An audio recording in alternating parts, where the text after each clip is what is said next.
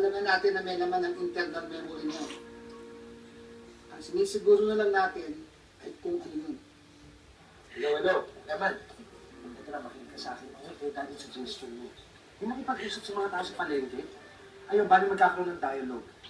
Ganun ba? Okay yun. Kaul, ang sabi sa kanya, sa'yo na lang siya makipag-coordinate. Sa akin? Bakit ako? Pare, ano ka ba? This is your bright idea. Hindi. Ikaw ang gusto kong kausap.